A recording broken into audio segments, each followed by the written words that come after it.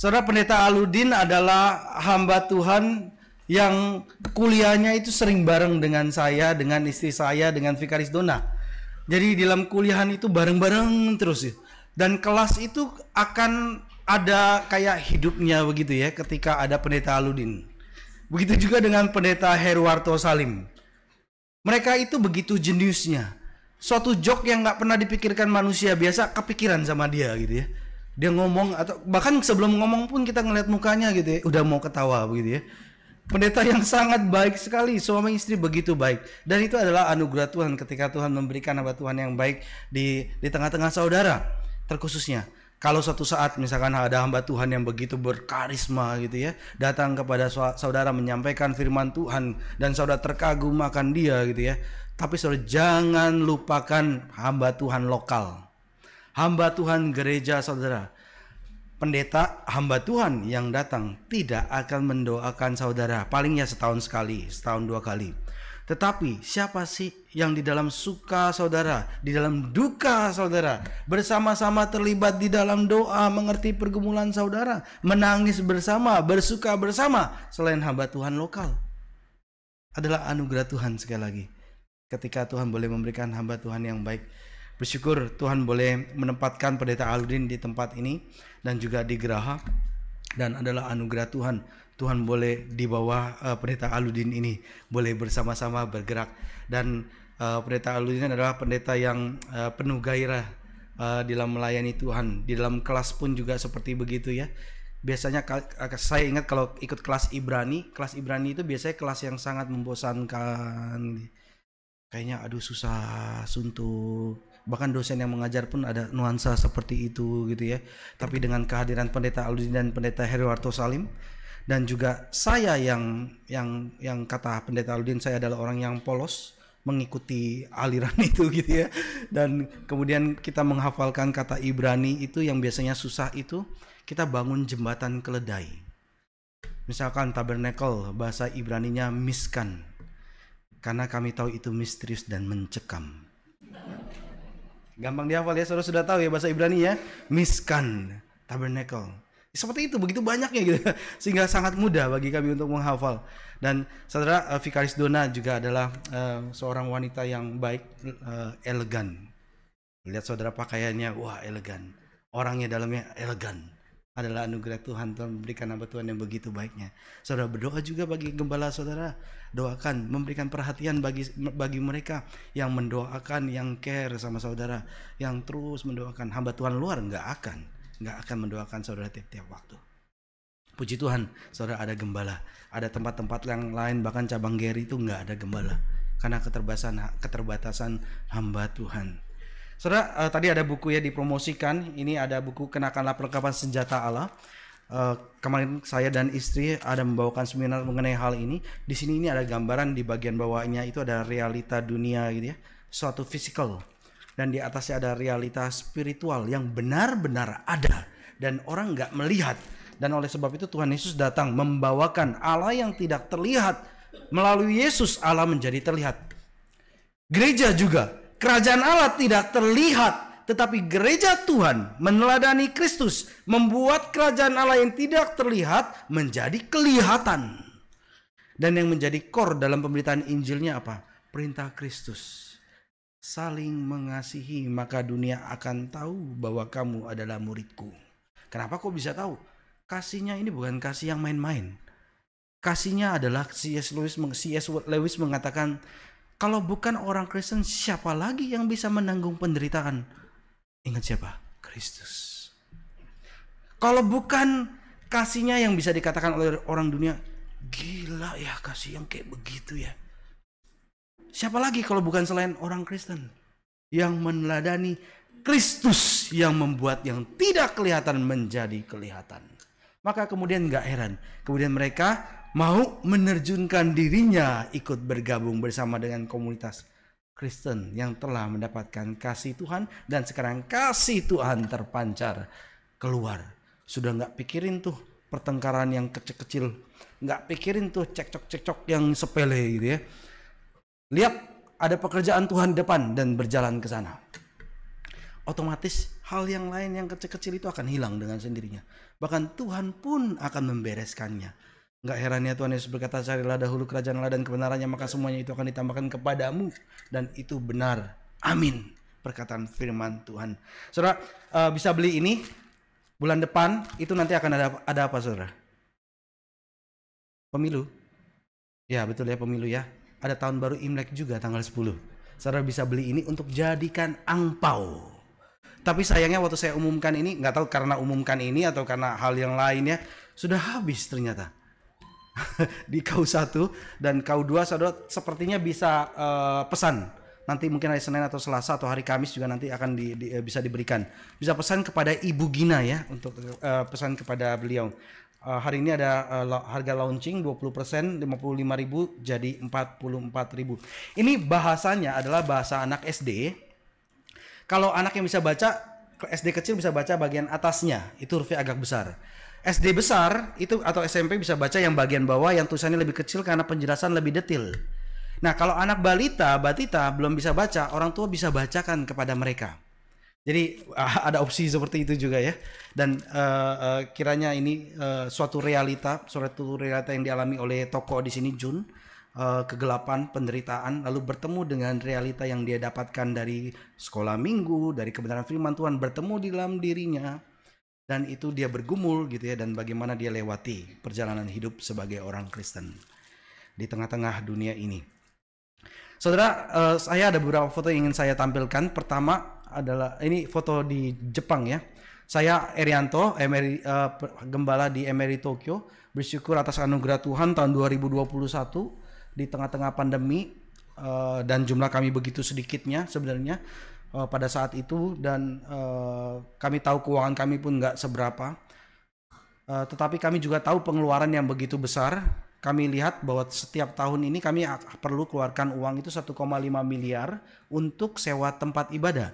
Dan ketika jumlah ini bertambah, itu semakin bertambah jadi 2M, jadi 3M. Begitu sayang sekali kalau tiap tahun keluarin uang sebegitu besar. Lalu saya ajak jemaat untuk berdoa di tahun 2020 di awal tahun bulan Januari. Ayo kita berdoa kiranya kita boleh mendapatkan tanah di Tokyo, which is itu adalah hal yang mustahil untuk jadikan suatu gereja juga gitu ya dalam tanah yang luas. Kami berdoa, lalu di bulan Juni atau Juli pertengahan tahun lalu kami dapat satu tempat yang luas tapi jauh dengan harga yang mungkin kami masih sanggup cicil 10 tahun kira-kira gitu ya. Tapi terus kasih tahu ke Patong katakan ini nggak baik soalnya tempatnya jauh, orang akan susah datang. Lalu dari stasiun, dia di sana pakai transportasi umum, pakai kereta, dari kereta itu mesti lagi naik bus. Kalau jalan kaki 20-an menit. Jadi waduh ini jemaat akan susah sekali. Patong bilang jangan, lebih baik kamu cari lagi. Kami dengar hal ini, waduh kayak nggak akan pernah itu terjadi. Lalu karena saudara harga tanah di Tokyo itu 400 meter persegi harganya 120 M, itu pun bukan di jalan yang besar. 120 M. Bagaimana bisa terkumpul uang seperti itu? Puluhan tahun bahkan 100 tahun gitu baru terkumpul. Maka itu hal yang mustahil. Lalu kami berdoa, saya ajak jemaat berpuasa, berlutut, kita berdoa, kita menangis bersama. Tentukan hari-hari puasa, kita berlutut, kita memohon kepada Tuhan tiap-tiap waktu. Lalu dan kan biasanya orang ketika berdoa itu akan ngalamin kebosanan gitu ya. Karena ini kan berterus apalagi dalam waktu tahunan ya. Lalu akan mungkin nggak ngerti apa ini, tapi coba-coba ikut-ikutanlah doa gitu ya. Beranikan diri saudara untuk ikut doa gitu ya. Kemudian maka saudara akan melihat ya ketika Tuhan bekerja. Lalu ketika 3 bulan setelahnya lalu dapat kabar bahwa ada tempat Shinto mau dijual. Wah, tempat Shinto mau dijual ya, langka sekali gitu ya. Lalu di surat perjanjian itu saya setelah udah sampaikan ke Pak Tong mengenai hal ini, dan Pak Tong wah kaget ada tempat Shinto gitu ya, dan Pak Tong sangat setuju untuk beli tempat ini. Lalu buat perjanjian kalau dari yang kepala Shinto bersama dengan saya untuk pergi ke rumah-rumah penduduk untuk menjelaskan kayak di Indonesia gitu ya. Nih saat ini pindah dari masjid jadi gereja, jadi rukun-rukun ya gitu. Kayak gitu. Ke rumah penduduk satu persatu. Yoroshiku onegaishimasu gitu. Yoroshiku onegaishimasu gitu ya. Kasih tahu ini, sekarang pindah ya gitu ya dari Shinto ke Kristen. Itu bukan hal yang mudah loh. Lalu satu walaupun harmoni, terkenal dengan harmoni, tetapi Jepang tetap tetap memperhatikan hal ini ya. Tapi atas anugerah Tuhan ya akhirnya bisa mau Kepala Sintonya ikut bersama, lalu kasih surat, lalu akhirnya sampai saat ini bersyukur kami boleh dapat terus berjalan beribadah.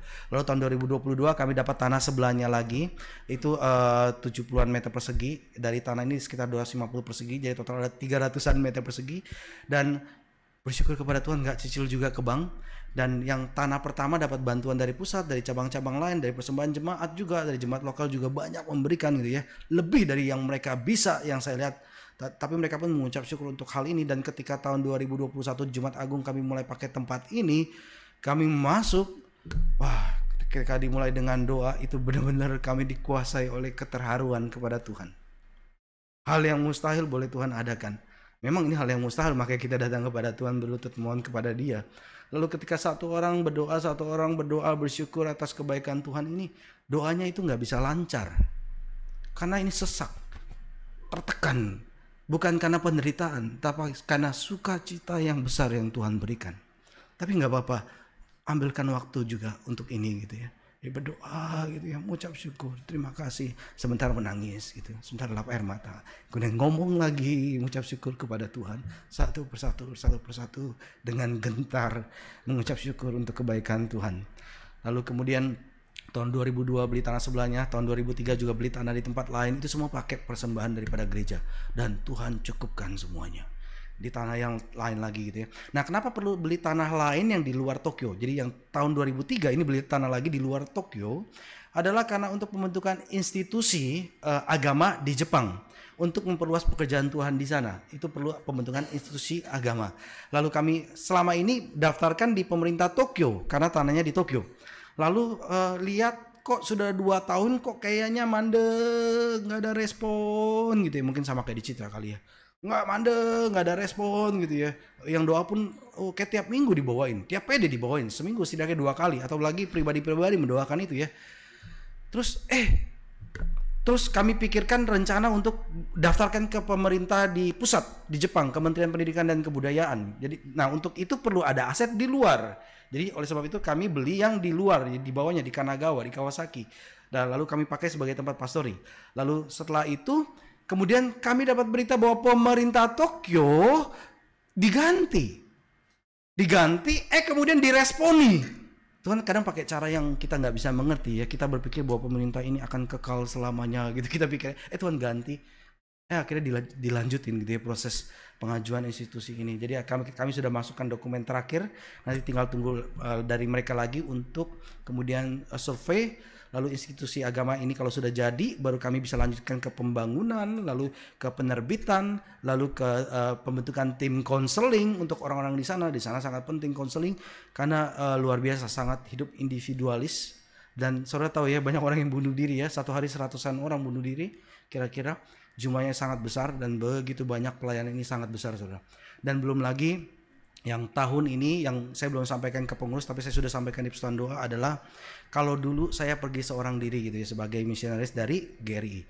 Saya nggak perlu jelasin misionaris yang lain ya, ada banyak berbagai ragam dan itu saya ada sampaikan di kapan ya? Di Kertajaya. Dengan depresinya hamba Tuhan sendiri atau yang hidup kemudian seturut dengan dunia ini. Dan kalau misalkan dulu dari GRI saya seorang diri atau bersama dengan istri pergi ke sana sebagai misionaris. Saya berharap Tuhan mulai tahun ini kami pikirkan, kami gumulkan, kami doakan. Kayak mulai dari tahun ini Tuhan tambahkan jumlah orangnya dan itu bukan hanya 1-2 orang, tapi puluhan, tapi ratusan dengan cara yang berbeda. Dengan cara mereka masuk kemudian ke pabrik-pabrik, ke pertanian karena itu sangat dibutuhkan. Saudara, sampai tahun 2050 itu kalau orang Jepang tidak memasukkan tenaga asing sebanyak 4 dan kemudian jumlah orang asing itu persentasinya sebanding 40% banding 60%, itu GDP tidak bisa dipertahankan, akan turun terus. Dan saat ini pemerintah sedang mengusahakan setahun itu orang asing datang 1 juta orang dari luar. Dan dulu ini sampai sekarang sudah mendatangkan orang Myanmar begitu banyaknya, tetapi kemudian orang Myanmar itu banyak melakukan kasus kriminal. Akhirnya mulai dikurangi jumlahnya, ditambah orang-orang dari Vietnam. tingkat kriminalitas orang Vietnam begitu banyaknya, akhirnya dikurangi jumlahnya. Lalu sekarang pemerintah Jepang mulai membukakan lebih besar ke orang Myanmar dan orang Indonesia, sehingga dalam setengah tahun barusan jumlah penduduk Indonesia itu bertambah, dalam setengah tahun bertambah 35%. Saudara sadar nggak saudara, kalau di sebelah saudara itu pun ada orang yang dilatih untuk dikirim ke Jepang. Kadang suka nongkrong di bawah, saya dengar. Jumlahnya banyak. Kalau ke bandara Soekarno-Hatta itu sudah juga banyak orang siap untuk dikirim ke sana. Apa yang terjadi? Tuburukan budaya akan terjadi. Budaya yang baik di Jepang akan kena hantam sama budaya yang buruk. Tapi positifnya adalah closed society Jepang akan menjadi terbuka, berharap ya. Dan ini jadi ladang untuk penginjilan. Kalau agama-agama lain itu semakin bertambah di sana. Jadi ada satu masjid, lagi tambah lagi masjid, tambah lagi masjid. Wah, kita kayaknya telat deh. Jadi benar-benar sekali lagi perlu bergantung, memohon kepada Tuhan, kiranya Tuhan boleh membukakan jalan. Kiranya ada orang-orang yang dilatih. Saya sudah sampaikan kepada Pak Tong sangat setuju. Dan Pak Tong bilang kalau misalkan ada orang yang mengganggu, tempatkan saya untuk pertemukan dengan orang itu katanya.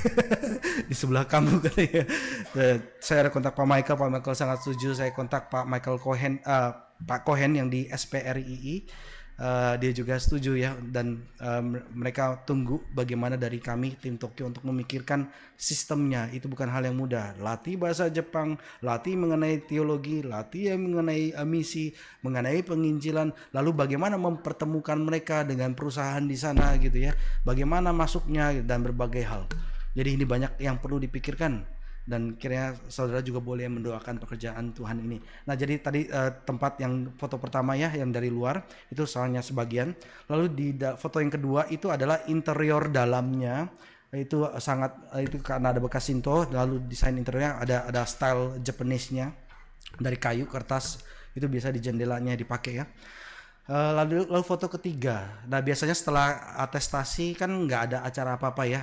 Kami di Tokyo itu mengadakan pemuritan dan leadership, discipleship and leadership training. Lalu jadi ini apa? Setelah katekisasi kan itu doktrinal kan ya.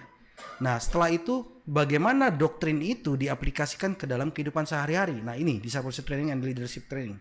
Latih mereka setelah 1-2 tahun gitu ya, dan bersyukur dari antara mereka muncul pemimpin-pemimpin yang lalu memimpin kelompok-kelompok KTB, lalu memimpin satu persekutuan wilayah gitu ya, dan berharap yang dulunya hanya satu persekutuan wilayah nanti jadi beberapa persekutuan wilayah. Dan waktu ini foto Desember kemarin, ada satu orang yang tinggal di Yokohama, dia kumpulkan tetangganya. Jadi istrinya sendiri, ini mereka dulu adalah orang yang nggak ada gairah sebenarnya terhadap kekristenan. Rutin sih datang beribadah, rutin sih jadi pelayan, rutin sih jadi sebagai majelis juga di satu gereja, tapi kayak nggak ada gairah gitu ya. Ketika ada suatu pelayanan pekerjaan Tuhan gitu ya, selalu yang dikorbankan adalah pekerjaan Tuhan. Selalu ada yang dikorbankan adalah pelayanan gitu ya. Bukan berarti nggak boleh memperhatikan keluarga, tentu saja perlu ya, karena keluarga pun adalah pelayanan yang boleh Tuhan berikan kepada kita ya. Itu kan urutannya begini-begini kan. Tapi bicara mengenai visi misi Tuhan, bicara Tuhan itu sendiri, itu yang terutama begitu ya. Nah, lalu itu sampai baru sekitar 1,5 tahun yang lalu, kayak mata mereka baru kebuka gitu, telinga mereka kayak baru terdengar ya, hati pikiran mereka baru terarah, terfokus gitu ya.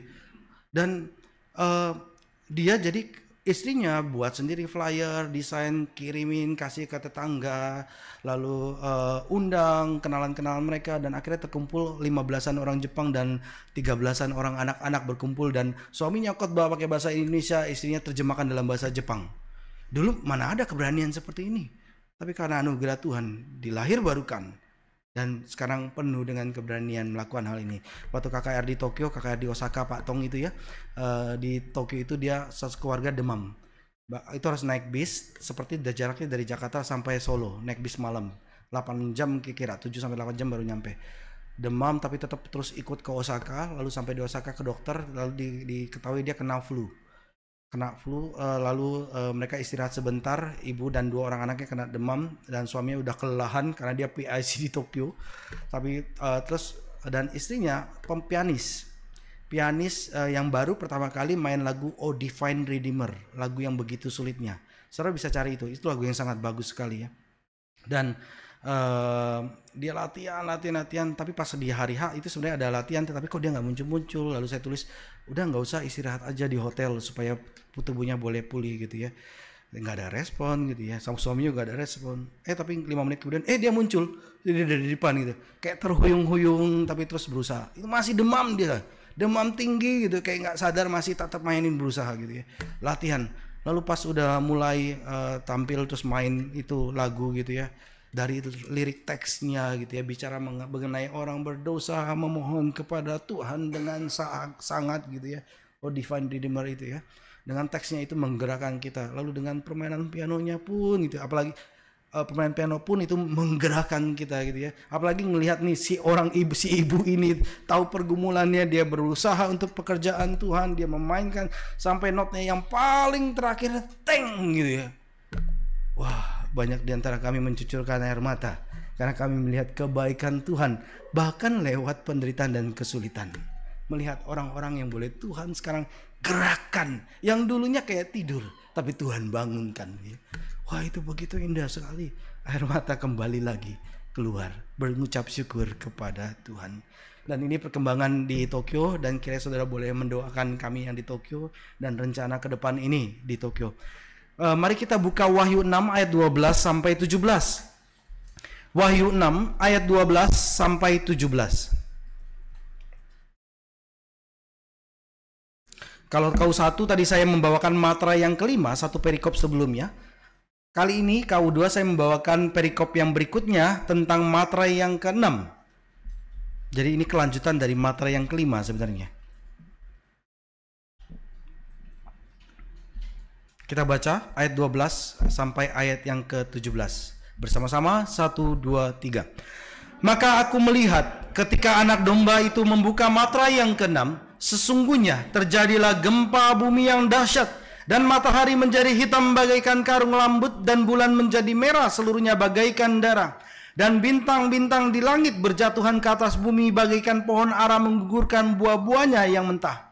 Apabila ia digoncang angin yang kencang, maka menyusutlah langit bagaikan gulungan kitab yang digulung, dan tergeserlah gunung-gunung dan pulau-pulau dari tempatnya.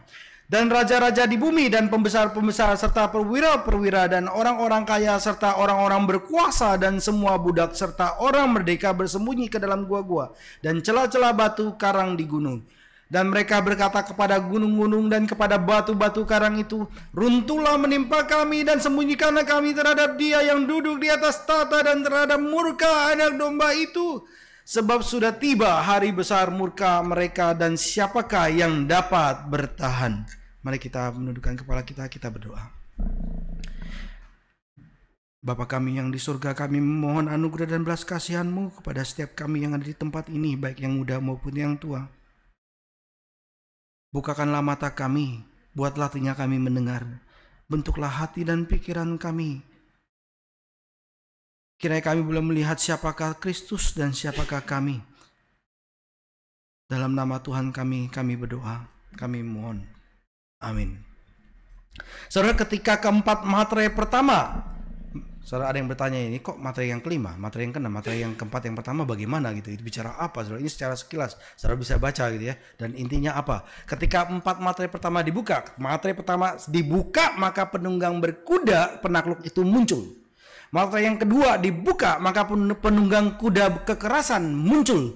Materai ketiga dibuka, maka penunggang berkuda kelaparan muncul. Materai keempat dibuka, maka penunggang berkuda kematian muncul, datang dan pergi. Tetapi semuanya itu di dalam kedaulatan Tuhan. Bagi umat Tuhan tidak perlu khawatir, karena semua dalam kedaulatan Tuhan.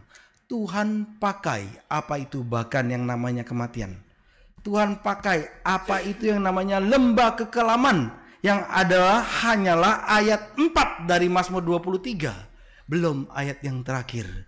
Ayat pertama apa? Tuhan adalah gembalaku, takkan kekuranganku. Dan siapa yang ada yang gembalanya adalah Tuhannya, betul takkan kekurangan aku. Dan mereka akan mengalami, ya betul, ayat 4 lembah kekelaman. Tetapi itu hanya tengahnya. Dan ayat 6 terakhirnya, segala kebaikan mengikuti ada pada orang umatnya. Dan pada akhirnya, aku akan berdiam dalam rumah Tuhan sepanjang masa. Ini realita, saudara. Realita yang sekarang kelihatan secara fisik, lalu realita spiritual yang tidak kelihatan. Di mana orang yang kalau semakin dewasa semakin melihat bahwa ini spiritual ini nggak ada nih gitu ya. Karena lihat bertubi-tubi kan kena hantam di dunia ini kan ya. Kejahatan demi kejahatan, tanggung jawab semakin besar, fisik juga membatasi, waktu semakin membatasi, keadaan semakin terbatasi. Sehingga udah, waduh nggak ngeliat lagi nih realitas spiritual yang sebenarnya benar-benar ada, benar-benar hadir. Realita fisikal, realita spiritual berjalan bersama. Dan Yohanes menyatakan apa yang terjadi saat ini di surga di sana. Ada Allah yang bertata. Ada anak domba yang di sebelah kanannya bertata. Lalu ada 4 para makhluk yang mengelilingi. Lalu ada 24 tua-tua. Lalu berlaksa-laksa malaikat memuji Tuhan, memuji Tuhan. Mereka menyembah Tuhan.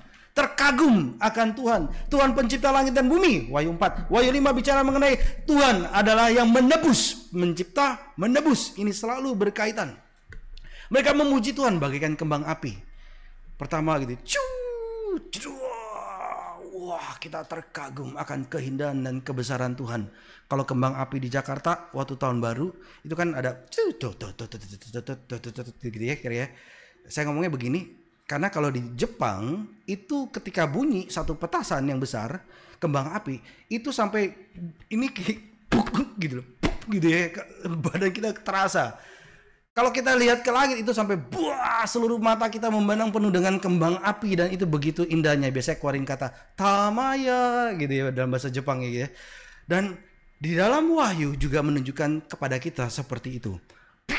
Kembang api besar, buah keindahan kebesaran Tuhan dan kagum akan Dia dan kita memuji Tuhan. Enggak stop. Muncul yang kedua lagi, makin lagi, makin intensitasnya makin besar. Para makhluk surgawi memuji dan menyembah Tuhan semakin lebih intens lagi memuji dan menyembah Tuhan karena semakin melihat lagi apa yang Tuhan lakukan di dalam sejarah. Terkagum dan semua bertekuk lutut menyembah Tuhan. Nah, lalu sekarang kemudian materai 5 dibuka. Ada jiwa-jiwa para martir di surga yang mati di tengah-tengah kesengsaraan keempat materai ini. Saya ada jelaskan saya singkat aja jelaskan di sini ya. Materai kelima itu yang jiwa-jiwa di bawah mesbah itu adalah sebenarnya sudah kita lihat juga di Perjanjian Lama. Di kemah suci itu ada mesbah. Korban kalau dipotong maka darahnya akan mengalir ke tepi lalu menggenang di dasar ke bawah. Firman Tuhan berkata, nyawa seseorang itu ada di darah. Dan apa yang ada di bumi diciptakan oleh yang dibuat oleh Musa dan oleh Salomo gitu ya. Itu adalah menggambarkan apa yang realita ada di surga. Mereka lihat yang di surga lalu buat di bawah gitu ya. Begitu juga dengan ruang maha kudusnya. Kristus bertata di sana, bicara semua pernak-perniknya. Itu karena mereka melihat gitu ya. Melihat ke atas gitu ya. Melihat yang spiritual, melihat yang di surga dan dia buat di bumi. Nah, begitu juga dengan mesbah ini. Darah itu mengalir ke bawah, sehingga nggak heran dikatakan bahwa jiwa-jiwa mereka berada di bawah mesbah, dan mereka adalah orang yang dekat dengan Tuhan. Mereka menaikkan doa kan ya. Di kemah suci juga ada mesbah doa yang paling dekat dengan kehadiran Tuhan di sana. Nah, ini ketika materai kelima dibuka, mereka berdoa memohon keadilan Tuhan. Tuhan, kapan Tuhan akan memberikan keadilan bagi kami? Lalu jawabannya adalah di materai yang ke-6. Jawaban dari doa di materai kelima adalah di materai yang ke-6. Ketika Kristus membuka materai ke-6, hari murka Tuhan telah tiba. Dan mengenai hari murka Tuhan, Yesaya juga katakan dalam Yesaya 24 ayat 1 dan 21. Saudara nggak usah buka ya supaya saya bisa cepat ya. Dan percaya saja apa yang saya bacakan ini benar dari Alkitab ya. Bukan saya buat-buat. Yesaya 24 ayat 1. Sesungguhnya Tuhan akan menyapu bersih bumi dan menelantarkannya, akan membalikkan permukaannya dan menyerahkan penduduknya. Ayat 21. Pada hari itu Tuhan akan menghukum tentara langit di langit dan raja-raja di bumi di atas bumi. Dan kemudian yang paling penting dalam kitab Yesaya bicara mengenai ini adalah Yesaya 34 ayat 4. Perhatikan ya, Yesaya 34 ayat 4. Segenap tentara langit akan hancur dan langit akan digulung seperti gulungan kitab. Segala tentara mereka akan gugur seperti daun yang layu dari pohon anggur, seperti buah pohon ara yang mengering. Saudara pernah mendengar perkataan Yesaya ini dari mana? Dari kitab mana? Dari kitab mana, saudara? Betul. Tadi sebenarnya Bapak Ibu saudara-saudari sekalian sudah membacanya di kitab Wahyu. Mungkin karena bersamaan atau mungkin masih ngantuk gitu ya. Sudah kita baca seperti tadi di kitab Wahyu. Bahasa yang sama digunakan oleh Yohanes. Dan ini adalah gambaran penghakiman universal yang Tuhan datangkan. Materai ke-6 menjawab doa-doa dari materai ke-5. Doa yang memohon penghakiman Tuhan atas seluruh dunia ini, dan Tuhan jawab. Bahasa yang digunakan di perikop Wahyu itu yang kita baca itu juga sama seperti yang di Yesaya ya. Nanti juga sama digambarkan lagi di pasal 11 dari kitab Wahyu, pasal 16, pasal 20 kitab Wahyu. Menggambarkan penghakiman yang universal, penghakiman terakhir atas umat manusia. Saudara, Yesus pernah berkata di dalam Matius, segera sudah siksaan pada masa itu, kata Tuhan Yesus, matahari akan menjadi gelap dan bulan tidak bercahaya dan bintang-bintang akan berjatuhan dari langit dan kuasa-kuasa langit akan goncang. Pada waktu itu akan tampak tanda anak manusia di langit dan semua bangsa di bumi akan meratap dan mereka akan melihat anak manusia itu datang di atas awan-awan di langit dengan segala kekuasaan dan kemuliaannya. Ia akan menyuruh keluar malaikat-malaikatnya dengan meniup sangkakala yang dahsyat bunyinya. Dan mereka akan mengumpulkan orang-orang pilihannya dari keempat penjuru bumi, dari ujung langit yang satu ke ujung yang langit yang lain. Tariklah pelajaran dari perumpamaan tentang pohon ara. Apabila ranting-ranting yang melembut dan mulai bertunas, kamu tahu bahwa musim panas sudah dekat. Tuhan Yesus ngomong apa ya? Ini ada hal yang menarik ya. Iblis itu suka tiru Tuhan loh. Ada Allah Tritunggal, iblis pun buat iblis Tritunggal. Ada bapaknya, ada anaknya, ada rohnya yang pergi ke seluruh dunia. Ada binatang yang keluar dari laut, ada binatang yang keluar dari darat gitu ya. Ada rohnya yang pengajar-pengajar sesatnya ya, sebagai rohnya yang bekerja. Tiru ya. Allah mengerjakan apa ya? Allah memanggil umat pilihan dari 4 penjuru bumi. Dan apa yang iblis sedang lakukan sampai nanti kedatangan Kristus yang kedua kali? Mengumpulkan tentaranya dari keempat penjuru bumi untuk melawan Tuhan. Itu yang dilakukan oleh iblis. Iblis suka tiru-tiru. Dan Tuhan Yesus katakan juga ya mengenai apabila ranting-ranting yang melembut dan mulai bertunas, maka kamu tahu bahwa musim panas sudah dekat. Yesus sama pakai menggunakan metafora pohon ara, sama seperti Yesaya pakai pohon ara, sama seperti kitab Wahyu pakai metafora pohon ara. Dan kami yang tinggal di Jepang ini kalau ngelihat sekitarnya daun-daun sudah mulai menguning, kering, ada yang merah gitu ya, muncul merah banyak, itu wah pemandangan yang indah sekali, merah gitu ya. Kami tahu wah ini sudah musim gugur. Dan setelah musim gugur tahu bahwa setelah ini akan musim dingin. Kami bisa tahu akan hal itu ya karena ngelihat apa yang terjadi di alam itu. Dan perkataan ini juga sama saudara. Firman Tuhan ketika mengatakan hal ini, kamu tahu waktunya. Ketika kamu lihat. Dan perkataan ini dikatakan oleh Yesaya, disampaikan Tuhan Yesus, disampaikan oleh Yohanes. Tujuannya apa? Supaya kita bisa membaca zaman kita seperti apa dan akan kemana, apa yang akan terjadi. Supaya kita bisa membaca zaman. Saudara, kalau saudara tahu ya, beberapa tahun yang lalu itu ada para orang-orang Kristen sebenarnya, para teolog, mereka berkumpul bersama, lalu mereka merancang suatu sistem pengajaran New Morality yang bebas daripada suatu ikatan, asalkan itu bentuknya kasih yang tidak dibatasi oleh apapun diperbolehkan, gitu ya. Lalu ada satu orang yang dia nggak mau ngikut gitu ya, lalu ditanya karena kediamannya itu mengganggu orang banyak, lalu ditanya, bukankah kamu harusnya setuju gitu ya, seharusnya yang suatu kasih itu tidak dibatasi oleh apapun gitu ya. Lalu dia diam. Tapi dia ngomong perkataan daripada Tuhan Yesus bahwa kalau kamu mengasihi aku, kamu menuruti perintah-perintahku. Ya, jadi dia nggak setuju gitu ya. Tapi sayangnya apa yang dirancang bahkan oleh orang-orang Kristen, sebagai Kristen liberal, yang disebut sebagai New Morality sudah menjadi morality di zaman kita. kasih sudah menjadi begitu dangkal. Ngomong kasih sudah gak kenal kudusnya Tuhan, gak kenal kebenaran Tuhan. Kasih yang dangkal. Kalau kasih yang dangkal, maka melihat dosa yang dangkal. Tapi firman Tuhan, dan Tuhan mau kita melihat dosa kita yang begitu dalamnya. Ketika kita melihat dosa kita yang begitu dalamnya, maka kita melihat kasih Tuhan begitu tingginya, lebarnya, luasnya. Maka akan tahu. Begitu juga dengan lagu yang kita naikkan. Kalau saudara ngelihat lirik, dengerin lagu Oh Divine Redeemer, itu menggerakkan hati kita, menggerakkan sampai ke dalam jiwa kita, melihat, memohon kepada Tuhan. Tapi sayangnya sudah menjadi morality. Seperti yang saya sampaikan berkali-kali ya, Yesus bukan lagi Yesus dalam Alkitab. Yesus yang pakai kacamata hitam, mungkin Yesus yang bergoyang-goyang, atau Yesus yang highbrow Jesus gitu ya. Highbrow Jesus. Sudah Yesus yang seperti ini, bukan lagi Yesus dalam Alkitab. Sehingga gak heran gereja Tuhan mengatakan, saya tidak pernah melihat Tuhan. Gak pernah melihat Tuhan. Karena gerejanya sudah menjadi dibangun dengan moralitas yang dibangun oleh orang-orang modern. Saudara, kita hidup di zaman yang seperti itu. Musuh kita begitu besar. Tapi kita perlu hidup di dalam iman. Percaya siapakah Yesus. Kita adalah gereja Tuhan yang terus berperang. Karena melihat dua realita ini. Karena bumi belum jadi seperti surga. Maka kita berdoa. Kiranya Tuhan dimuliakan, Tuhan dikuduskan. Kita senantiasa berdoa. Kehendak Tuhan jadi. Ini pergumulan orang percaya, dan setiap orang percaya yang sungguh-sungguh, yang benar-benar orang percaya, pasti akan mengalami hal ini.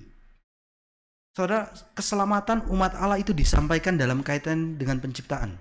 Wahyu 4 isinya mengenai, dan pujiannya juga kepada Allah pencipta. Wahyu 5 adalah kepada Allah penebus. Jadi penciptaan berkaitan dengan keselamatan. Keselamatan dikaitkan dengan penciptaan. Sedangkan ketika Materai 6 dibuka, ini adalah keterbalikan. Kalau yang tadinya ada keselamatan, sekarang ada penghakiman Tuhan. Ini disampaikan dan dikaitkan dengan, kalau yang tadinya penciptaan, ini dikaitkan dengan apa? Penghancuran ciptaan. Penghancuran ciptaan. Di Materai ke-6 ini, ada 6 hal yang terjadi pada alam ciptaan yang telah rusak. Manusia rusak, alam ciptaan rusak karena dosa. Makanya gak heran waktu kita baca Roma ya, bukan hanya manusia yang memperoleh penebusan, tetapi alam ciptaan pun mengerang. Akan waktunya anak-anak Allah itu kemudian dinyatakan. Bicara ini alam semesta pun menantikan penebusan yang Tuhan lakukan. Bukan hanya manusia, tapi melalui manusia Tuhan pakai. Melalui Kristus Tuhan pakai. Di Materai ke-6, 6 hal yang terjadi pada alam ciptaan yang telah rusak. Yang pertama yang terjadi pada ciptaan adalah gempa bumi yang dahsyat, mengeluarkan lava dan asap dan menggelapkan bumi. Dan goncangan seluruh ciptaan kemudian akan membuka jalan baru bagi ciptaan yang baru pada saat Kristus datang. Ini kayak lembah kekelaman, tapi ini kita lewatin gitu ya, sampai masuk ke langit dan bumi yang baru. Tuhan pakai ini, bahkan di ranah alam ciptaan. Sampai langit bumi yang baru datang, akan ada gempa bumi yang dahsyat. Kemudian akan ada matahari dan bulan menjadi gelap. Ini bicara kejatuhan kerajaan-kerajaan dan seluruh bumi ini dibawa berada di penghakiman Tuhan. Matahari menjadi hitam bagaikan karung rambut. Saudara baca ini, saudara mungkin bingung ya, karung rambut apa ya? Kalau karung oke lah tahu ya, karung warnanya kalau di zamannya kita itu karung itu warnanya coklat gitu ya. Seperti itu ya. Kita tahu itu bukan hal yang mewah, bukan sutra, tapi itu dipakaikan. Dan yang pakaikan kain seperti ini itu kain apa ya biasanya ya? Dipakaikan untuk apa ya? Karung. Zaman sekarang kita mungkin juga bingung ya. Coba lihat film-film Cina deh, film silat deh. Kalau berkabung pakai apa ya? Sudah ngomong saya. Pakai jadi kain kabung. Kain kabung. Matahari menjadi hitam bagaikan karung rambut. Matahari pakai kain kabung. Ini bicara penghinaan, bicara perkabungan, bicara kedukaan. Bulan yang berwarna darah, ini bicara bencana yang tertunda. Dan bintang-bintang di langit berjatuhan ke atas bumi bagaikan pohon ara menggugurkan buahnya yang mentah. Apabila ia digoncangkan angin yang kencang, ini bicara secara literal bisa. Ini bicara secara simbolis itu bisa. Bicara literal apa ya? Meteor yang jatuh dan ini bisa. Tapi bisa juga bicara simbolis. Tetapi kedua-duanya baik secara literal maupun simbolis, sama-sama kedua-duanya menimbulkan teror dalam hati manusia ketika ini terjadi. Manusia takut. Manusia takut akan apa yang terjadi ini. Saudara mungkin bingung ya mengenai hal ini. Bagaimana saya bisa takut mungkin ya? Dulu kita juga nggak takut akan apa itu yang namanya COVID. COVID itu di mana? Di Cina, di Wuhan. Ya kita doakan saja, mungkin sama seperti MERS sampai di sana nggak sampai ke sini lah gitu ya. Siapa sangka ternyata lintas negara ditutup, lintas kota ditutup. Orang yang kita kasihi pun akhirnya meninggal gitu ya. Siapa yang sangka gitu ya. Orang juga melihat ini mungkin akan berkata, wah kapan ini terjadi? Ini nggak akan pernah terjadi. Dunia dari dulu sampai sekarang begitu saja gitu ya. Mana ada Tuhan begitu ya. Ini akan terjadi. Kalau Tuhan bisa mendatangkan COVID, apakah Tuhan nggak akan bisa mendatangkan ini? Bisa, sangat-sangat bisa Tuhan melakukannya. Keduanya baik simbolis maupun literal ini menimbulkan teror dalam hati manusia. Yesus berkata akan terjadi hal-hal yang menakutkan dan tanda-tanda yang dahsyat dari langit, kata Tuhan Yesus. Ini hal yang sama yang dikatakan oleh kitab Wahyu. Maka menyusutlah langit bagaikan gulungan kitab yang digulung. Bisa begini, saudara. Bisa satu gulungan, bisa dua gulungan. Dan gambaran-gambaran ini memastikan bahwa peristiwa-peristiwa ini terjadi pada akhir sejarah. Dan akhirnya benda-benda yang tadinya melambangkan keabadian selama berabad-abad. Kalau pergi ke Jepang, saudara akan lihat apa saudara? Cari apa? Gunung Fuji. Kenapa orang kagum sama Gunung Fuji? Bukan karena ketinggiannya. Ketinggian hanya 3.700-an. Karena keindahannya. Begini lengkukannya begitu indah.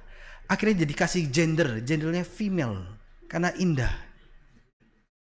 Kayak kelukan seorang wanita ya, female. Begitu indahnya. Pergantian musim gugur, musim dingin itu semakin menambah keindahan daripada gunung ini ya. Nah, itu sudah berabad-abad. Sudah ada di sana. Tetapi akhirnya benda-benda yang telah melambangkan keabadian selama berabad-abad itu, baik gunung-gunung maupun pulau-pulau, disingkirkan dari tempatnya. Saudara, ini menggambarkan apa yang nanti dirayakan dalam kitab Wahyu. Segala sesuatu yang lama itu telah berlalu. Kemudian yang baru datang, langit dan bumi yang baru. Saudara, secara keseluruhan gambaran-gambaran ini menyatakan kehancuran dunia yang sudah rusak. Dunia yang mengerang, rusak karena kejatuhan dosa Adam. Dan dunia di dalam kutuk karena menolak anak Allah. Dan ketika itu terjadi, teror dan ketakutan yang tidak terelakkan datang. Dunia bisa mengatakan bahwa saya nggak mau percaya Tuhan, saya nggak mau datang kepada Tuhan. Tetapi saudara, tubuhnya itu mengingatkan upah dari dosa adalah maut. Saya pikir, saya waktu umur 30-an, saya kuliah. Itu pas pendeta Aludin juga kuliah umur 40-an. Duduk berbarengan, saya lihat kulitnya bercak-bercak hitam muncul gitu ya. Wah, saya juga nanti akan begitu ya. Saya sudah ngalamin sekarang. Sudah muncul bercak-bercak hitam. Tulang semakin remuk. Gendong anak umur belasan aja udah sakit gitu ya. Mengingatkan saya semakin dekat dengan Tuhan. Upah dosa itu maut. Orang mau ngomong gak percaya Tuhan, mau gak datang kepada Tuhan, tetap diingatkan oleh tubuh mereka bahwa upah dosa adalah maut. Yang bisa membebaskan dosa itu siapa? Tuhan yang telah menang, yang memberikan kehidupan. Kalau bukan lewat Dia, gak ada yang lain. Ayat 15-17, pasal 6 ya, Wahyu 6 ayat 15-17 saya bacakan. Dan raja-raja di bumi dan pembesar-pembesar serta perwira-perwira dan orang-orang kaya serta orang-orang berkuasa dan semua budak serta orang merdeka bersembunyi ke dalam gua-gua dan celah-celah batu karang di gunung, dan mereka berkata kepada gunung-gunung dan kepada batu-batu karang itu, runtuhlah menimpa kami dan sembunyikanlah kami terhadap Dia yang duduk di atas tahta dan terhadap murka anak domba, sebab sudah tiba hari murka mereka, dan siapakah yang dapat bertahan? Kata Yohanes pertanyaan. Saudara, kalau tadi kita melihat itu ada 6 yang terjadi pada langit, pada alam semesta. Sekarang kita melihat ada 6 yang terjadi pada manusia, 6 kelompok manusia. Kalau tadi kita melihat apa yang terjadi pada 6 ciptaan yang telah rusak, sekarang kita melihat 6 kelompok manusia berdosa yang mendapatkan hukuman Tuhan. 6 ya. Dan ketika Tuhan mendatangkan penghakiman, perbedaan kelompok itu Jadi nggak gitu berarti. Walaupun ada perbedaan, tapi nggak gitu berarti. Allah akan menghakimi semua orang tanpa memandang kedudukan sosialnya apa. Saudara pilih 1, 2, atau 3? Siapa yang pilih 1? Mungkin nggak berani angkat tangan ya. Posisi politik saudara apa gitu ya? Ekonomi saudara bagaimana? Itu Tuhan nggak pandang. Semuanya mendapatkan penghukuman yang sama. Tetapi penghakiman atas penguasa-penguasa, atas orang-orang besar di dunia itu menonjol. Itu menonjol. Di Mazmur yang kelima, para martir itu berdoa agar Tuhan menghakimi dan membalaskan, dan hal itu dimulai dari atas. Para penguasa yang kena dulu. Para penguasa. Pertama-tama adalah raja-raja. Mazmur 2 katakan mengenai mereka bahwa mereka membuat diri mereka sendiri melawan Tuhan dan melawan orang yang diurapinya. Kita buka ya, Mazmur 2 ayat 2. Kita baca, kita buka.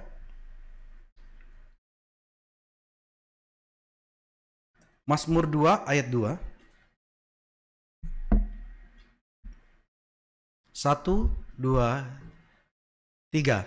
Raja-raja dunia bersiap-siap dan para pembesar bermufakat bersama-sama melawan Tuhan dan yang diurapinya. Lalu di ayat yang ke-9, Mazmur 2 sama. Ayat yang ke-9, 1, 2, 3. Engkau akan meremukkan mereka dengan gada besi, memecahkan mereka seperti tembikar tukang periuk. Begitu gampang ya, prak-prak dihancurin sama Tuhan ya. Bersama dengan mereka ada para wakil mereka. Para penguasa ini ada wakilnya. Ada pembesar-pembesar, ada perwira-perwira. Bisa sebagai pangeran atau anggota kabinet yang ikut serta dalam pemerintahan yang fasik di bumi ini. Mereka bergabung dengan para jenderal yang menikmati kemuliaan militer, tapi sekarang menghadapi murka ilahi. Kemudian setelah kelompok orang pertama, kedua, dan ketiga, kemudian kelompok orang yang keempat adalah orang-orang kaya. Orang-orang kaya kenapa kok mencolok di sini ya? Orang-orang kaya itu seringkali punya kendali lebih besar daripada penguasa, daripada raja dan presiden. Tapi mereka juga akan menghadapi penghakiman yang sama. Bersama dengan mereka ikut juga mereka yang berpengaruh dan berkuasa kena hukum. Dan semua jenis orang ini, saudara, menjalankan dunia dalam pemberontakan terhadap Tuhan. Dan bersama-sama menentang Injil Tuhan. Menentang pemerintahan kerajaan Allah di mana rajanya adalah Yesus. Dan bersama mereka ada kelas atas, kelas bawah, semua orang, baik budak maupun orang merdeka. Mereka semuanya ini sekarang berhadapan dengan penghukuman yang mengerikan karena pemberontakan mereka terhadap Tuhan. 6 kelompok orang ini mereka semua dihakimi dan dihukum oleh Tuhan. Dan mereka menanggapi dengan 2 cara. Pertama, ada yang melakukan usaha yang sia-sia dengan melarikan diri. Orang-orang berseru, gunung-gunung, bukit-bukit batu runtuhlah menimpa kami dan sembunyikanlah kami. Artinya ini nggak ada jalan yang lebih buruk ya daripada penghakiman yang telah tiba. Nggak ada yang lebih buruk daripada penghakiman yang telah tiba. Tidak ada yang bisa melarikan diri. Sehingga mereka minta, ya sudah habisi saja kami. Karena ini lebih mengerikan.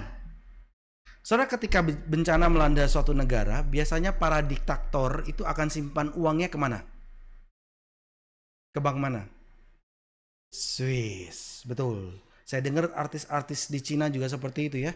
Tanganin satu proyek main drama Cina gitu ya. Itu menghasilkan berapa M gitu ya. Main 2 proyek tambah lagi M gitu ya. Wah, pemerintah kemudian mengejar pajak, terus mereka dengan cerdik gitu ya berusaha kirimkan uang itu keluar atau dianya keluar gitu ya. Seperti itu gitu ya. Berusaha melakukan hal itu, membuat aman. Para jenderal akan pakai pesawat jet yang sudah tunggu mereka di tempat yang aman. Bahkan masyarakat umum pun punya jalannya, saudara, untuk menghindari bencana. Saudara tahu nggak, ada suatu barang yang gampang kita dapatkan, sangat anti dengan panas. Dengan panas yang kayak ngelas gitu, sembur itu api ya. Pakai bahan yang mudah kita dapat itu nggak tembus kena tangan kita walaupun tipis ada di sini gitu. Apa itu? Saudara bisa cari di YouTube sih. Cornstarch. Bahan buat kue, buat gampang banget ya. Pakai itu bikin adonan gitu, tembakin, nggak kena loh. Bahkan saya dengar dipakai untuk NASA ya, nggak tahu benar nggak. Saudara bisa cari tahu itu di web. Masyarakat umum pun bisa punya caranya untuk menghindari bencana, mungkin bangun-bangun bunker sendiri atau gimana ya. Tapi ketika Allah datang untuk melaksanakan penghakimannya, maka nggak ada seorang pun yang bisa luput. Dan pada hari itu semua orang baik itu orang yang tinggi maupun orang yang rendah, kaya dan miskin, mereka yang merdeka maupun budak, dan mereka meringkuk di hadapan murka Allah yang akan datang. Dan dari kengerian universal pada hari kemurkaan itu mereka tidak bisa melarikan diri. Ketika mereka melakukan usaha sia-sia ini, sebenarnya usaha sia-sia ini menyenangkan mereka atau tidak baik bagi mereka ya? Menenangkan mereka, waduh saya melakukan usaha ini gitu ya, menenangkan enggak? Enggak ya. Melakukan usaha sia-sia ini pun teror daripada Tuhan loh. Lari dari kejaran Tuhan, ini pun teror yang Tuhan kasih kepada mereka. Berusaha untuk lari dari penghakiman Tuhan, ini pun teror penghakiman daripada Tuhan kepada mereka. Sia-sia kemudian. Oleh sebab itu bagi mereka lebih baik mati daripada berhadapan dengan Dia yang duduk di atas tata. Saudara akan tahu nanti, ternyata ada hal yang lebih mengerikan daripada kematian, yaitu murka anak domba. Murka anak domba. Ini suatu keadaan sama seperti Adam dan Hawa yang melarikan diri dari hadirat Tuhan. Ketika dia berdosa, dia bersembunyi. Takut ketemu dengan Tuhan. Takut. Ini lebih ngeri sebenarnya dari kematian. Lebih baik mati selesai gitu ya. Pikirnya belum selesai gitu ya. Soalnya sebagaimana iblis yang berusaha mengumpulkan kekuatan dari keempat penjuru bumi, umat manusia bersatu untuk menghindari wajah Sang Pencipta. Seharusnya wajah Pencipta adalah wajahnya yang memberikan kita kasih karunia, wajahnya yang memberikan kita damai sejahtera. Itu doa berkat kan yang orang Kristen menantikan, dan bahkan Musa pun meminta kepada Tuhan, Tuhan perlihatkanlah wajahmu, perlihatkanlah kemuliaanmu gitu ya. Sebenarnya Tuhan itu sungguh amat baik ya. Bagi orang yang mencari Tuhan, dikatakan Tuhan akan membiarkan dirinya ditemukan. Tuhan membiarkan dirinya ditemukan bagi orang yang mencari Tuhan. Tetapi sebagaimana iblis yang berusaha mengumpulkan kekuatan dari keempat penjuru bumi, umat manusia bersatu untuk menghindari wajah Sang Pencipta. Terhadap Dia mereka telah memberontak dengan kejam. Dan di sini diperlihatkan kepada kita bahwa yang lebih ditakuti oleh orang-orang berdosa sebenarnya bukanlah kematian. Yang lebih ditakuti adalah kehadiran Tuhan yang dinyatakan. Orang pergi penginjilan, ketika kita mau menyatakan kehadiran Tuhan, itu yang lebih ditakuti daripada kematian sebenarnya. Itu yang lebih mengerikan. Allah dinyatakan kepada manusia yang berdosa dan terkutuk. Allah yang seperti apa? Allah Pencipta yang duduk di atas tata, dan sebagai anak domba yang keselamatan yang ditawarkan tetapi kemudian ditolak dan dihina. Dan betapa besarnya ketakutan mereka ketika hari besar murka mereka telah tiba. Manusia yang tertekan berseru dengan keputusasaan, siapakah yang dapat bertahan? Siapakah yang dapat bertahan? Dan jawaban dari pertanyaan mereka ini ditunjukkan dalam perikop yang berikutnya. Kalau Matius 5 kemudian menunjukkan Matius 6. Matius 6 menunjukkan dan membawa kita kepada pasal yang ke-7. Pertanyaannya, siapakah yang dapat bertahan?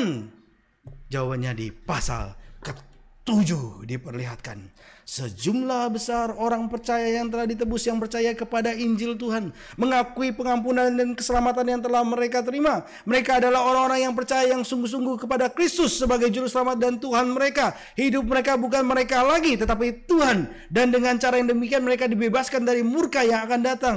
Yohanes katakan, suatu kumpulan besar orang banyak yang tidak bisa dihitung banyaknya, dari tiap-tiap bangsa dan suku dan kaum dan bahasa, berdiri di hadapan anak domba, memakai jubah putih dan memegang daun-daun palem di tangan mereka, dan mereka berseru dengan suara nyaring, keselamatan adalah kepunyaan Allah kita yang duduk di atas tata dan anak domba. Mereka memuji Tuhan bagaikan air bah mendesau gitu, berseru gitu ya.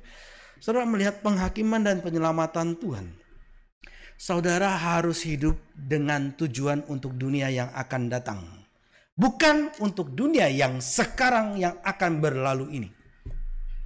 Manusia Tuhan ciptakan di dalam hatinya mencari, ada pencarian. Maka manusia mencari kemuliaan, yang seharusnya kan kemuliaan Tuhan gitu ya dipancarkan, tapi manusia mencari kemuliaan akhirnya bagi dirinya sendiri. Manusia seharusnya mencari harta. Setiap manusia mencari harta, saudara. Makanya Tuhan Yesus ketika datang, dia nggak bilang, nggak usah cari harta ya, nggak usah mendapatkan upah ya. Tuhan Yesus nggak katakan itu. Tuhan Yesus katakan, harta kamu di surga apa di bumi? Tuhan Yesus katakan, carilah hartamu yang di surga. Nggak ngengat, nggak ngerusak, nggak bisa dirampok, nggak hilang. Cari harta di surga. Karena di dalam hati manusia itu ditanamkan pencarian akan harta. Nah, masalahnya hati kita itu diarahkan kemana? Saudara bisa lihat emosi saudara, bisa lihat perbuatan saudara. Emosi adalah jendela hati kita. Hati kan nggak kelihatan ya, tapi itu bisa kelihatan lewat emosi dan perbuatan kita. Itu jendela hati kita. Dan itu berbicara mengenai siapa kita, hati kita, harta kita itu di mana? Di surga kah? Di bumi ini. Kumpulkan harta di surga, jangan harta di bumi, Yesus katakan. Maka gitu ya. Dan oleh sebab itu Tuhan Yesus katakan, janganlah kamu khawatir. Jangan dibalik ya. Hilangin itu semua tuh. Nih ada Tuhan, ada Mamun, kamu pilih mana? Tuhan katakan. Ada harta di surga, ada harta di bumi, kamu pilih mana? Lihat gelap atau terang gitu ya. Kamu pilih mana? Lalu oleh sebab itu gitu ya, janganlah kamu khawatir, dikatakan. Jadi ayat ini sebenarnya nggak bisa berlaku janganlah kamu khawatir ke semua orang ya. Hai kamu umat Tuhan, adalah tepat ketika Tuhan katakan, kamu yang mencari Tuhan, yang kamu arahkan harta di surga, yang datang kepada terang mata kamu. Jangan kamu khawatir. Lihat Bapa kita, Bapa yang baik yang di surga, memelihara burung pipit, memelihara bunga bakung di padang. Apakah dia tidak akan memelihara engkau? Ini gak setiap orang. Maka terus kemudian Tuhan Yesus dorong, carilah dahulu kerajaan Allah dan kebenarannya, maka semuanya itu akan ditambahkan kepadamu. Nah umat Tuhan pada saat itu kan masih, benar gak ya? Benar gak ya nih firman Tuhan ini gitu ya? Dari perkataan mulut Yesus keluar ini gitu ya. Terus sebagian ada yang meninggalkan, gak mungkin ini realitas spiritual ini gitu ya. Sebagian orang yang dimulai dari jumlah yang kecil, sedangkan 5.000 orang meninggalkan, tetapi ada sejumlah kecil tetap ikut Tuhan Yesus. Kemudian mengalami benar-benar Allah Bapa yang tidak terlihat menjadi terlihat. Kerajaan Allah yang tidak terlihat telah didirikan. Kerajaan Allah yang tadi dikatakan kerajaan Allah akan datang setelah datang. Di dalam Kristus Yesus hadir dan dipimpin oleh Roh-Nya. Dengan kebenaran dan kasih memimpin gerejanya di depan. Kumpulkan harta di surga, jangan harta di bumi. Paulus katakan bahwa dunia ini sedang berlalu. Oleh karena itu meskipun orang Kristen bebas untuk menikmati hal-hal di dunia ini. Bebas saudara datang pergi jalan-jalan ke Tokyo, ke Jepang. Sangat-sangat indah, sangat-sangat baik.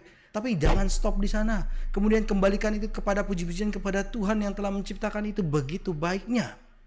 Saudara makan ramen yang berbabi dengan kuahnya yang digodok berhari-hari dengan tulangnya. Wah sedap sekali. Nikmati itu. Tapi jangan stop di sana. Kembalikan itu kepada Tuhan. Saudara bisa rasakan itu dengan seluruh panca indera saudara. Kembalikan itu kepada Tuhan. Tapi ingat bahwa dunia ini gak akan bertahan lama. Dan bahkan pencapaian monumen kemuliaan terbaik pun telah ditetapkan akan berlalu. Carilah kerajaannya dan kebenarannya. Hormati Kristus dan taat pada firman-Nya. Ini bukan sesuatu yang klise ya. Taat firman-Nya bukan klise. Banyak orang ini kemudian ngomong ke anak-anak taat firman-Nya, dia sendiri nggak taat firman-Nya. Ini bukan sesuatu yang klise. Hormati Kristus dan taat pada firman-Nya. Kabarkan Injil. Dengan ini saudara akan tahu apakah prioritas saudara di bumi apa di surga. Harta saudara di bumi apa harta saudara di surga. Saudara coba cek ya, di mana? Saudara sadar gak Tuhan itu hadir di tengah-tengah saudara atau enggak? Saudara merasakan atau enggak bahwa Tuhan hadir di dalam keluarga saudara? Saudara coba cek. Kenapa saudara enggak merasakan? Kemungkinan saudara enggak melakukan perintah Tuhan. Tuhan bilang, aku menyertai kamu senantiasa sampai kepada akhir zaman yang kesudahannya. Kenapa enggak merasakan penyertaan Tuhan itu? Kemungkinan enggak melakukan sebelumnya.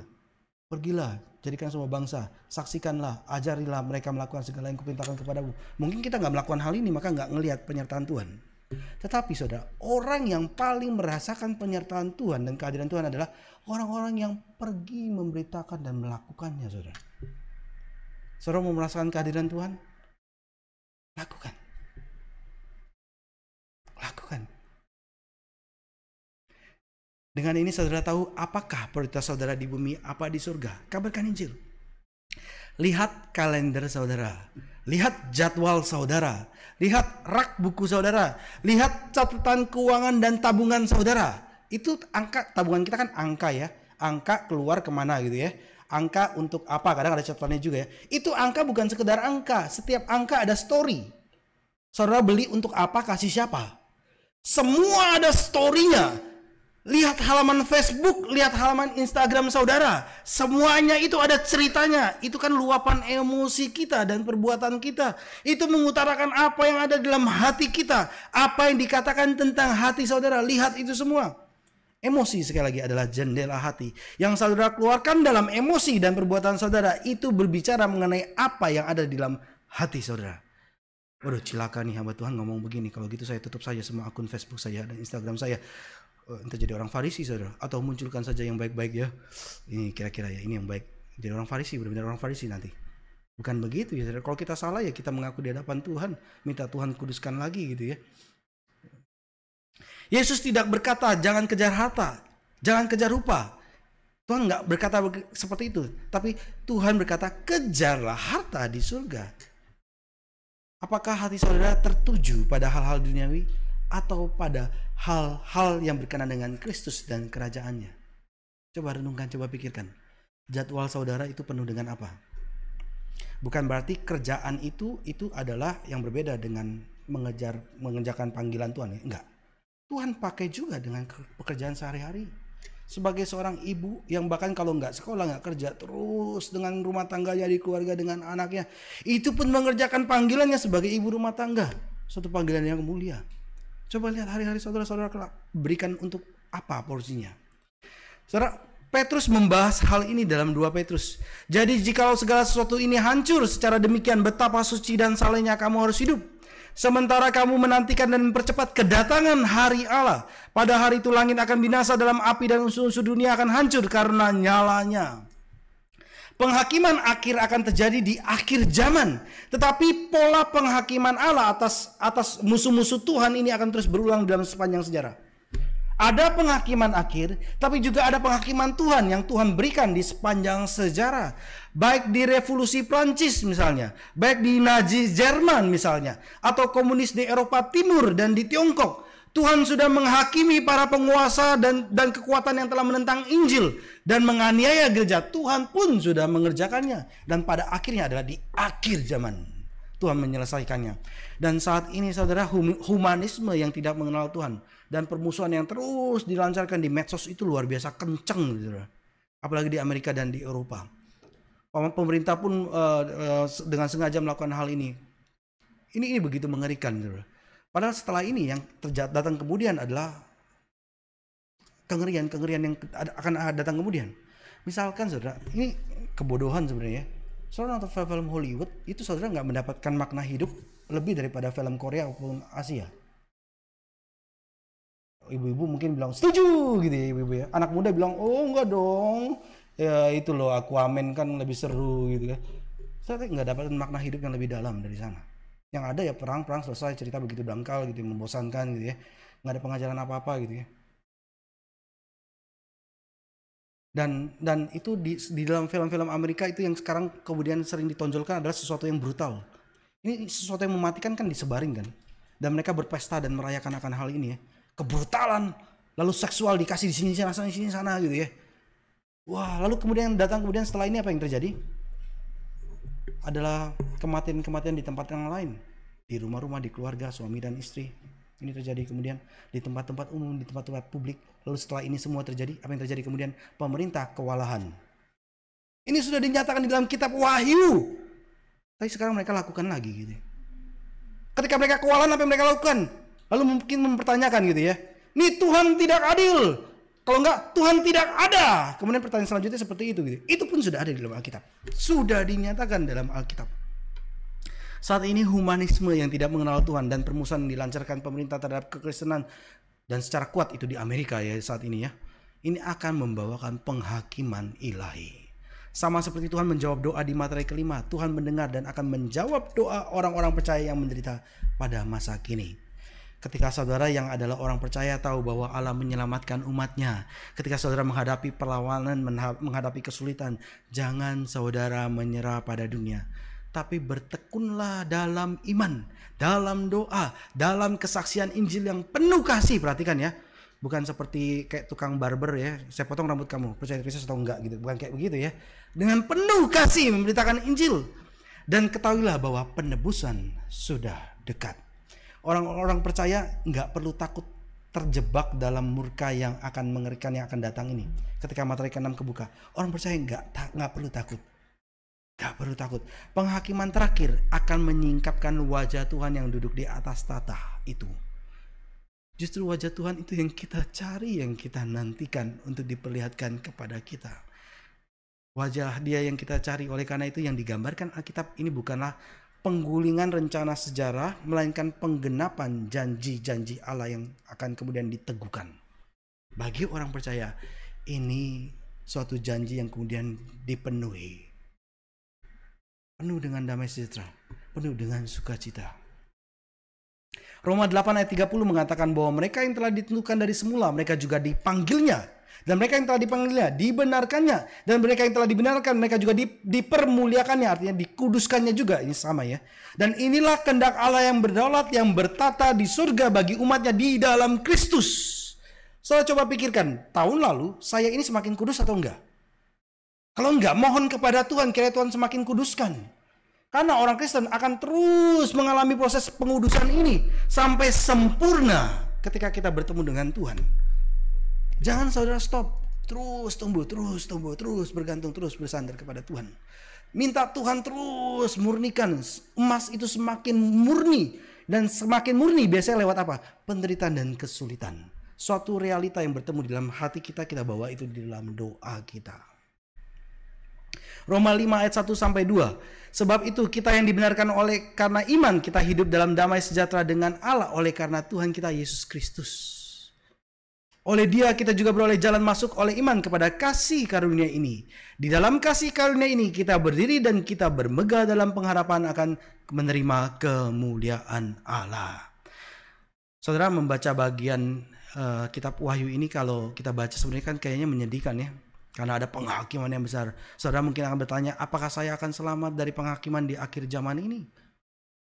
Jangan-jangan saya pun dihukum bersama dengan 6 kelompok orang ini gitu ya.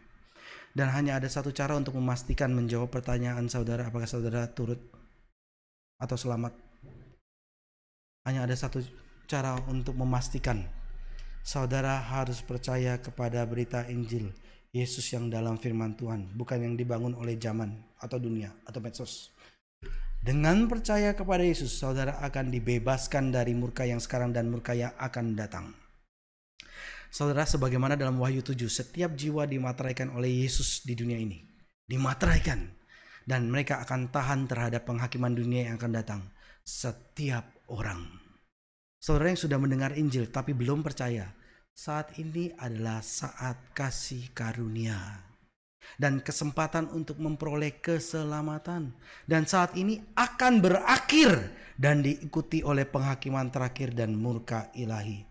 Jangan berpikir hanya orang yang sudah tua mendekat kubur ya. Orang muda pun kita tahu banyak orang juga orang muda begitu cepatnya pergi ke liang kubur. Soalnya jika saudara belum sungguh-sungguh percaya kepada Yesus, saudara tidak bisa melarikan diri dari murka juru selamat yang akan datang. Yang saudara tolak secara pribadi. Nggak ada seorang pun yang akan bisa luput. Umat manusia sudah menolak anak domba yang telah disembelih untuk pengampunan dosa. Dan sekarang kemudian mereka akan menderita murka Allah di tangannya. G.K. Bell mengatakan, anak domba yang lemah lembut yang telah tersembelih di atas kayu salib sekarang berada dalam posisi yang mulia di atas seluruh alam semesta untuk mencurahkan murkanya. Dia tidak hanya mengasihi umatnya, tapi dia juga menjadi hakim yang adil atas musuh-musuhnya. Ketika satu-satunya juru selamat dunia telah menjadi hakim yang murka, saudara, Maka tidak ada keselamatan bagi mereka yang sebelumnya tidak datang kepada Yesus dengan iman, dengan rendah hati datang kepada Dia, dengan penuh pertobatan datang kepada Dia. Sudah tidak ada lagi keselamatan.